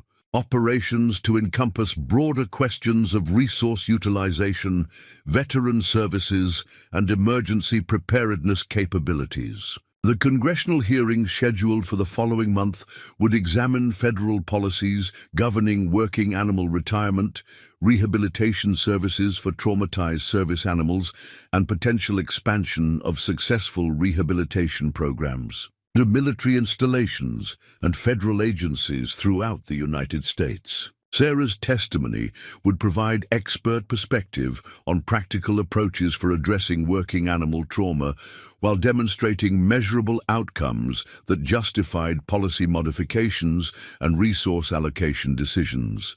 Preparation for the congressional testimony required comprehensive documentation of rehabilitation methodologies, statistical analysis of program outcomes, and cost-benefit evaluations that would support policy recommendations for expanding working animal services at the federal level. The complexity of presenting technical information to congressional representatives demanded careful balance between scientific accuracy and accessible communication that would enable informed decision-making by individuals without specialized expertise in animal behavior or emergency response operations. Atlas would accompany Sarah to Washington, D.C.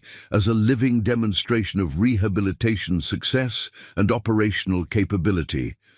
His presence during the testimony would provide tangible evidence of the transformation possible through systematic rehabilitation approaches while illustrating the value that recovered working animals could contribute to federal emergency response and military operations. The decision to include Atlas in the congressional proceedings reflected recognition that his story embodied the larger principles at stake in policy discussions. The national media attention generated by the congressional hearing created unprecedented visibility for working animal rehabilitation issues while highlighting the specific success achieved through Sarah and Atlas's partnership. Television interviews, newspaper profiles, and magazine features reached audiences throughout the United States who had not previously understood the scope of working animal trauma or the potential for addressing these challenges through innovative rehabilitation approaches. Professional recognition from the National Association of Search and Rescue Coordinators included the presentation of their Distinguished Service Award to Sarah and Atlas during the organization's annual conference in Denver. The award recognized their individual contributions to search and rescue effectiveness while acknowledging the broader impact of their rehabilitation methodologies on working animal utilization throughout the emergency response community. Military interest in the rehabilitation center's approaches intensified as Pentagon officials recognized the potential for reducing working animal losses while extending the operational careers of valuable assets that had previously been retired due to trauma-related behavioral issues. The economic implications of successful rehabilitation versus replacement costs provided compelling justification for expanding rehabilitation services to military installations facing similar challenges with combat-deployed working animals. Research collaboration expanded to include partnerships with the Department of Veterans Affairs, which identified parallels between working animal trauma recovery and human post-traumatic stress treatment approaches. The interdisciplinary research initiatives explored shared neurological and behavioral patterns while investigating therapeutic interventions that might benefit both human veterans and working animals experiencing trauma-related challenges. The establishment of satellite rehabilitation facilities at military installations throughout the western United States represented the first phase of systematic expansion based on the methodologies developed at the Pacific Northwest Center. Each satellite facility incorporated design elements and operational protocols proven effective through Sarah's work while adapting to specific military operational requirements and resource constraints. Training programs for military personnel responsible for working animal care and deployment expanded to include modules on trauma recognition, rehabilitation techniques, and deployment strategies that reflected comprehensive understanding of working animal psychological needs and recovery processes. The curriculum development drew extensively on experience gained through the Civilian Rehabilitation Program while addressing unique aspects of military operational environments. Atlas's role as program ambassador expanded to include demonstration activities at military installations, emergency response training facilities, and academic institutions throughout the United States. His calm demeanor and obvious competence provided powerful testimony to the effectiveness of rehabilitation approaches, while inspiring confidence in the potential for similar success with other traumatized working animals.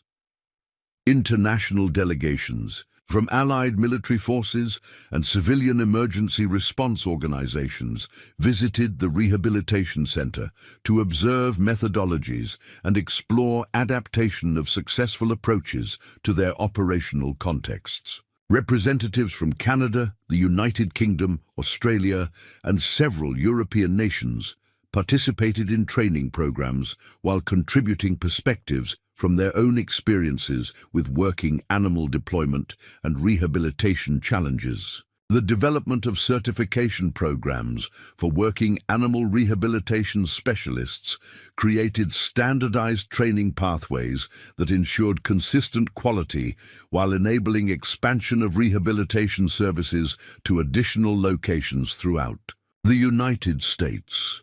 The certification requirements incorporated both theoretical knowledge and practical experience components that reflected comprehensive understanding of trauma recovery and operational deployment requirements. Advanced research initiatives explored the neurological basis of trauma recovery in working animals, while investigating pharmaceutical and therapeutic interventions that might accelerate rehabilitation processes or enhance long-term outcomes. The research partnerships with veterinary schools and neuroscience research institutions generated scientific publications that contributed to broader understanding of animal psychology and trauma recovery mechanisms. Policy development at the Federal-level incorporated recommendations based on documented outcomes from the rehabilitation program, while addressing regulatory frameworks necessary for expanding services to military and civilian agencies. The policy initiatives required coordination between multiple federal departments and agencies, while addressing budget implications and implementation timelines for nationwide expansion.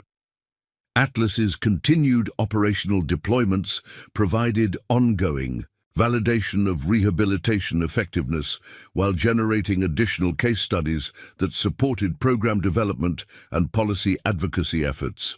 Emergency responses throughout the Western United States demonstrated his sustained operational capability while reinforcing the value proposition for investing in working animal rehabilitation rather than replacement strategies. The establishment of the National Working Animal Recovery Foundation created a non-profit organization dedicated to supporting rehabilitation services, research initiatives, and policy advocacy related to working animal trauma recovery. The foundation provided funding mechanisms for expanding services, while coordinating efforts between military, civilian, and academic organizations working on related challenges. Professional development opportunities for Sarah included appointment to federal advisory committees, editorial boards of professional journals, and leadership positions within national emergency response organizations. These roles provided platforms for continuing to advocate for working animal welfare while influencing policy development and resource allocation decisions at the national level. The transformation from regional success story to national policy influence represented validation of the principle that innovative solutions developed through practical experience and dedicated effort could generate systemic change when supported by documented evidence and professional advocacy. Sarah and Atlas's work had evolved from individual rehabilitation success to institutional transformation that would affect working animal services throughout the United States.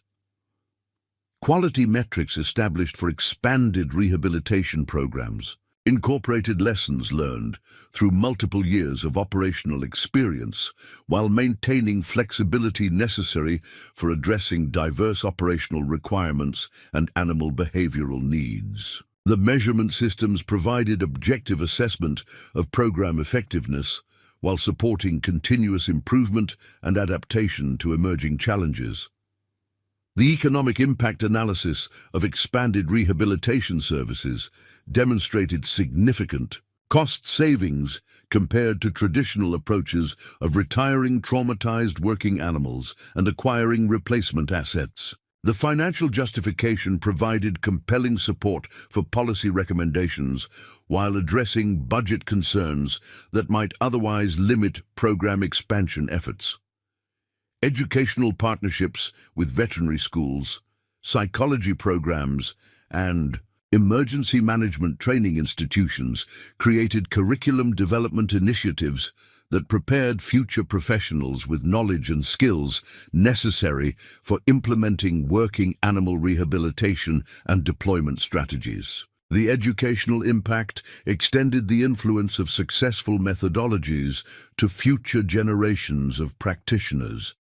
The recognition that Sarah and Atlas had achieved at the national level provided the platform for continued expansion and influence that would eventually extend to international collaboration and policy development. Their work had demonstrated that exceptional outcomes were possible through systematic approaches to rehabilitation and deployment while creating infrastructure that would benefit working animals and emergency response capabilities for decades to come. The foundation established through their national recognition created momentum for continued growth and development that would test their capabilities on increasingly complex challenges while providing essential services to working animals and emergency response organizations throughout multiple regions and operational contexts. The stage was set for international influence and the development of global standards for working animal rehabilitation and deployment that would extend their impact beyond national boundaries. The establishment of the International Working Animal Recovery Consortium represented the culmination of 3 years of diplomatic coordination, technical planning, and resource development that transformed Sarah Mitchell's rehabilitation methodologies from national policy influence into global standards for addressing working animal trauma across military, civilian, and humanitarian organizations worldwide. The consortium headquarters, situated adjacent to the original Pacific Northwest Rehabilitation Facility, incorporated advanced research laboratories, international training centers, and diplomatic meeting spaces designed to support comprehensive coordination of working animal recovery initiatives across multiple nations and operational contexts. The formation of the consortium required unprecedented cooperation between military establishments, civilian emergency services, and humanitarian organizations from 17 nations that had committed resources and expertise to systematic expansion of working animal rehabilitation capabilities. The participating countries included the United States, Canada, the United Kingdom, Australia, Germany, France, Israel, Japan, South Korea, Norway, Sweden, Denmark, the Netherlands, Belgium, Switzerland, New Zealand, and Austria, representing diverse operational environments and cultural contexts that would test the adaptability of rehabilitation approaches developed through Sarah's work with Atlas. Sarah's appointment as Executive Director of International Operations reflected formal recognition of her expertise while providing authority necessary for coordinating complex multinational initiatives that addressed working animal trauma recovery across diverse military and civilian applications. Her expanded responsibilities included oversight of rehabilitation program development, research coordination, training standardization, and policy advocacy initiatives that would affect working animal services throughout the participating nations. Atlas's evolution into International Ambassador for Working Animal Recovery represented the transformation of his individual rehabilitation success into symbolic leadership that inspired continued effort and investment in trauma recovery programs worldwide. His public appearances at international conferences, military installations, and diplomatic events provided tangible demonstration of rehabilitation effectiveness while embodying the broader principles of redemption, service, and purposeful contribution that characterized successful trauma recovery outcomes.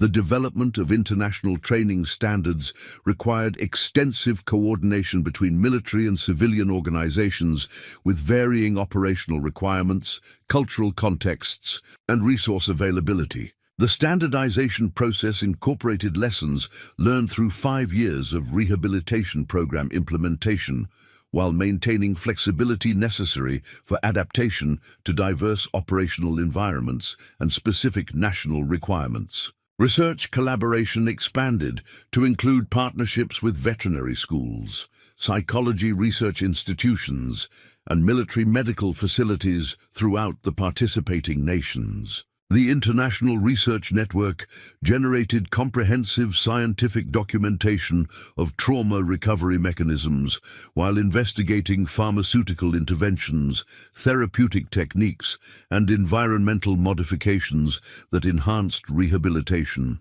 effectiveness across diverse species and operational contexts. The establishment of regional rehabilitation centers in strategic locations throughout participating nations created infrastructure capable of serving working animals from military, police, search and rescue, and humanitarian organizations across broad geographic areas. Each regional center incorporated design elements proven effective through the original Pacific Northwest facility, while adapting to local climate conditions, cultural preferences, and operational requirements specific to regional contexts.